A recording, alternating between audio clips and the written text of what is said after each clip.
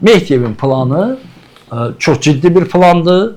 Azərbaycan dövlət quruluşunu zorla dəyişməyə hesablanıb. Bu dövlət xəyanətidir. Robert, necə hesab edirsən? 2013-cü ildə də Mehdiyev bu planın tərkib hissəsi idi, yoxsa Mehdiyev bu prosesə sonra qoşulub? Əlimdə sübut yoxdur, amma mənim mülahizəm var.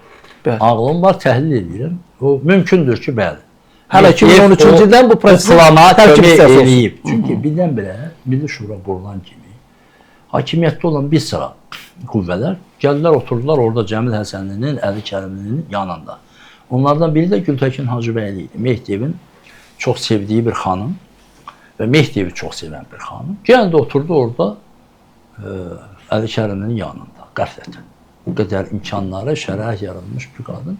Sanki onu bir kontrola göndərmişdilər. Gedişata təsir eləmək üçün, daha da radikallaşdırmaq üçün, daha qətiləşdirmək üçün. Yəni, mütləq əgər gizli bir örgüt, təşkilat varsa, özünün bir tanınmış adamını oraya atır. Açıq təşkilatın içərisinə atır. O, orada ola bilər ki, Mehdiyevin emisarı idi, adamı idi. O, tamamilə mümkündür. Və bu, ortaya çıxan faktlar dəhşətli şeylər. Artıq o qədər danışıldı ki, biraz belə həssasiyyət sanki itib, amma dəhşətli. Yəni, Azərbaycanda indiki zamanda zəfər qazandığı vaxtda Azərbaycan prezidentini devirərək, prezident İSUL idarəsini kənara qoyaraq tamam. Rusiyadan gəlmiş model və onun köməyi ilə Azərbaycanda 7 illik keçid bir dövrü yaradıb və 50 nəfərlik dövlət şurası ilə 50 nəfərlik siyahı var. Siyahı var.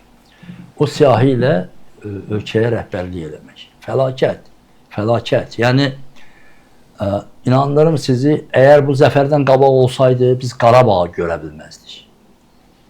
Zəfəri görə bilməzdik. Zəfərdən sonra olsaydı, biz Qarabağda itirə bilərdik. O cümlədən ermənilər də geri qayıda.